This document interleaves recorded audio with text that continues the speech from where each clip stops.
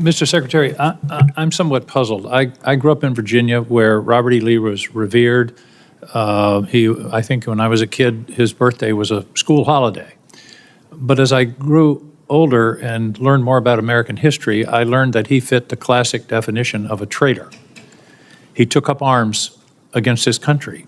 He broke his oath as a member of the United States Army, which he took upon entering his career at West Point. Why are you going through these incredible gymnastics, finding current soldiers or other soldiers to rename? And you slipped a minute ago. You said we're returning these bases to their original names.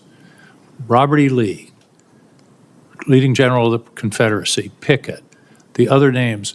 Why are you doing this? I don't understand what the motivation is to rename bases for people who took up arms against their country on behalf of slavery. What possible motivation can there be for this? Who is telling you to do this? Who is urging you to do this? Senator, the veterans and service members across the country who have deployed from Fort Bragg or Fort Benning or Fort Hood or Fort Pickett, there's a legacy, there's a connection to those bases and to those places, to what they trained for there, what they did for, and what they came home back to. That matters to them. Ask enough of them, as I do, all the time, before and later. And we recognize the service of those who were put into the replacement. No one's disputing that. I would never dispute that.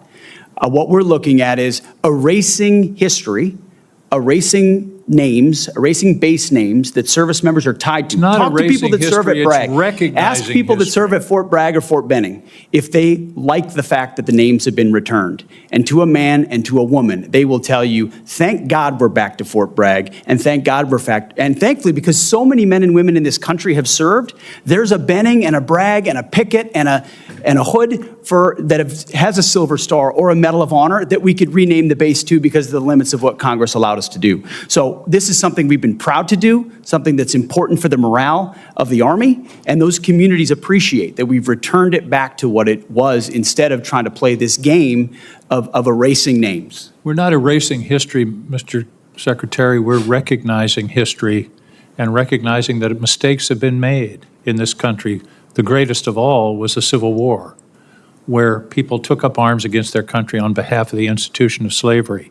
And to continue the practice of recognizing those people and honoring them by the naming of these bases is, I believe, an insult to the people of the United States. So let's talk about what just happened in that room and what it actually connects to. On the surface, this looks like a debate about base names, Confederate generals, history, symbolism, but this is not really about names at all. Senator King asked a very specific question. Who is telling you to do this? And Hegseth's answer was veterans, service members, the people who served there. But here is what that answer does not address.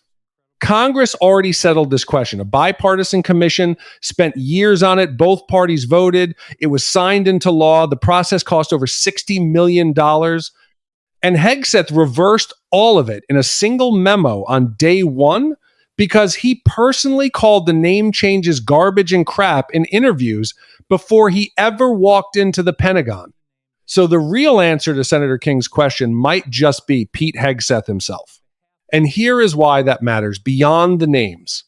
This is the same man who texted live military strike details, aircraft types, weapons, timing into a commercial messaging app while American pilots were heading into combat. A journalist was accidentally in that chat. The Pentagon's own inspector general found he put troops at risk, and Hegseth refused to fully cooperate with the investigation into his own conduct. There was also a second chat with his wife, his brother, and his personal lawyer. Same operational details on his personal phone. Before any of this, he was reportedly forced out of 2 veterans nonprofits due to financial mismanagement and misconduct. One organization ran out of money under his watch. And when senators were deciding whether to confirm him as Secretary of Defense, he reportedly promised them he would stop drinking if they gave him the job. The man who controls the nuclear chain of command made that promise in a job interview. At the same time, he is cutting the defense budget by 8% every year for 5 years. Senators from both parties have called that dangerous. And the career professional workforce at the Pentagon is being hollowed out faster than at any point in modern history. So when you put all of it together, ask yourself one honest question. Does this look like someone who is trying to strengthen the military, or does it look like something else entirely? And if it is something else, who exactly benefits from having this person sitting at the top of the United States military? That question does not have a simple answer, but it is one that 2.5 million service members deserve someone to ask.